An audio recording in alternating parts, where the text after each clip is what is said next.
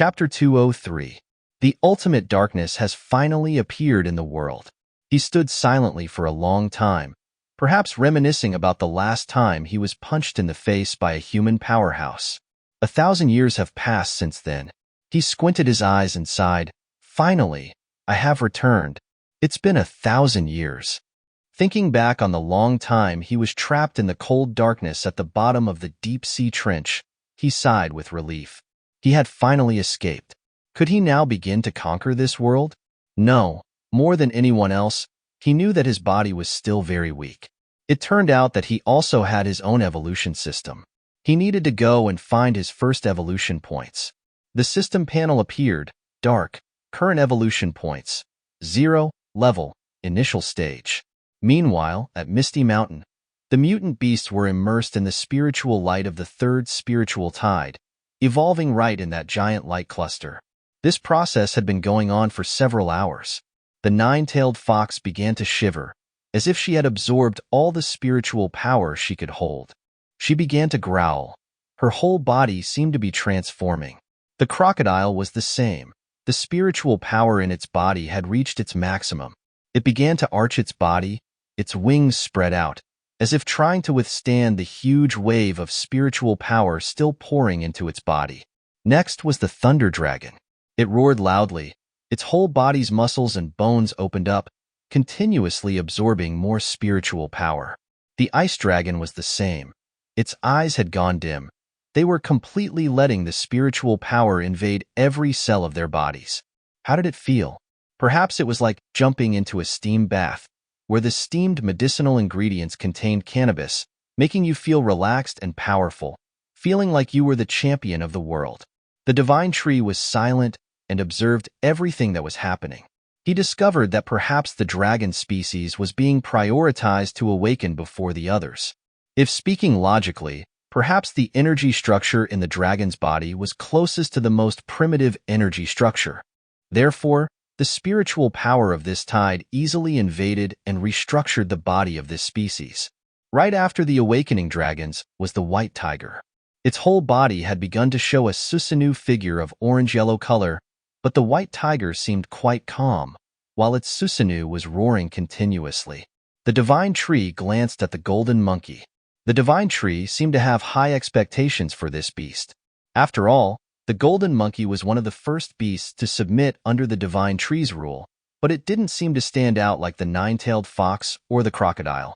Look at this. The spiritual power of the stars was shining on it.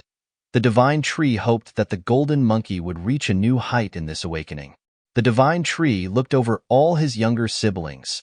A joy rose in his heart.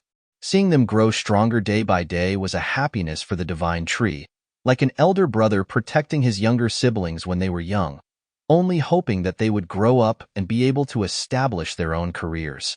And so, the spiritual tide kept pouring into the mutant beasts of Misty Mountain. Out at sea, a ship was wandering, seemingly attacked, causing its masts to collapse. Indeed, a villain was holding the last victim by the neck, having killed all the crew members.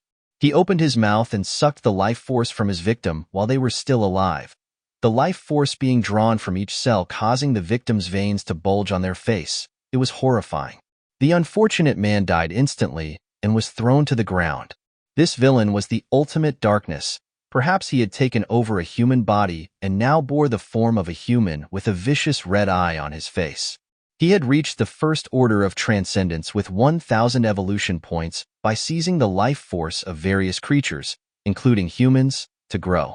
Perhaps he had started with the weakest creatures. The ultimate darkness raised his hand and recalculated. It seemed that hunting humans was not very effective, killing a large number of humans for only 1,000 evolution points, but now he could only rely on killing humans. Just then, he sensed a strong spiritual force under the sea. The ultimate darkness plunged into the sea and began to swim quickly towards the strong spiritual force that was emanating. A huge creature was swimming under the sea. Godzilla? The ultimate darkness quickly discovered that this beast was a hybrid creature. It was the Godzilla created by the bald professor of the Federation in the previous battle against the sea invasion. The gentle Godzilla was looking at the ultimate darkness with suspicious eyes, Surely Godzilla was on his own tour. But unfortunately, meeting the ultimate darkness meant there was no escape. A loud explosion sounded, countless black lightning bolts shot out, soaring above the sea surface. Then Godzilla emerged from the sea, his whole body covered with black electric arcs. Godzilla now had a blood-red eye in the middle of his forehead, panting as if he had just gone through a painful transformation. He had been taken over by the ultimate darkness. The ultimate darkness, having taken over this body, immediately felt satisfied, because this body was really powerful, having reached the third order of transcendence, with the new name Dark Zero. Remember, this beast was created by the scientists of the Free Federation, with countless cutting-edge technologies embedded in it, such as skin harder than the latest steel, a hybrid gene between many powerful species, and an amazing recovery ability. Unfortunately, after fulfilling its duty against the sea in that year, it was released by humans. Then the ultimate darkness flicked its tail and shot off at an incredible speed. He wanted to find someone, a very important person in his plan. At this time in Australia, the mutant kangaroo was standing on a high rock and observing. He realized that the third spiritual tide had arrived. Small rays of spiritual power were constantly falling from the sky, but of course, this amount of spiritual power was too small. The boss of Australia, with a body as chubby as a pig and countless red scary pimples, was in the cave, where there was a large skylight. The light from it also shone in. He also realized the spiritual tide, but the strange thing was that usually the spiritual tide emanated from the ground. Now it was falling from the sky. Of course, the intensity of this spiritual tide was too modest. Perhaps a large amount of spiritual power had been trapped in the Earth's atmosphere. Use what little there is. The boss also adjusted his posture and began to enjoy these rays of spiritual power. Outside, Kangaroo suddenly noticed a huge creature was heading towards him. Yes, it was the Dark Godzilla. It was rising and slowly moving into the land. But the thing is, the spiritual power that this beast was emitting was a bit strange, completely different from the creatures on this planet. It carried the smell of death and destruction. Kangaroo just looked and felt a discomfort rising in him. He immediately realized that this was the Federation's Monster Zero. He wondered why this beast had come here. Kangaroo immediately jumped in to intervene, demanding that the beast stop. Kangaroo firmly declared, "The area ahead is not a place you can go. Return immediately, or we will declare war on the Free Federation." Indeed, don't forget that Australia has been an invincible force for nearly a decade, its power even surpassing other continents. Surely the beast would retreat upon hearing this. But damn it, Dark Zero opened his mouth not to speak, but to spew out a stream of blood-red spiritual power, shooting straight at Kangaroo. Kangaroo was caught off guard. By the time he realized what was happening, he was submerged in the deadly spiritual power. The entire surrounding space was also destroyed, creating a lot of dust. At this moment, Godzilla suddenly realized a huge power had just emerged. The dust cleared, revealing a huge black body shielding Kangaroo. It was the boss of this continent.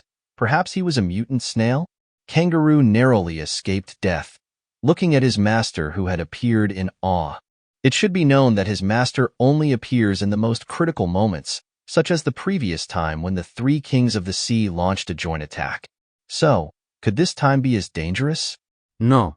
This time is even more dangerous than ever before. Indeed, the King of Australia had appeared, proving that the opponent this time posed a threat to the entire continent, forcing him to not let his subordinates die. The eyes of this snail were indeed as terrifying as before, countless blood-red bubbles inside the pupils. He began to speak to Kangaroo, "Quick, retreat, because you are not an opponent of this monster." Dark Zero coldly looked at the king of this continent, like death staring at the next victim. This time the king would directly fight against the threat to the entire continent.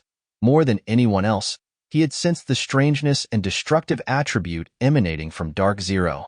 If he could not defeat it, then no one in this continent could do it. But if he lost this battle, Dark Zero would seize the opportunity to absorb him and officially become the strongest monster.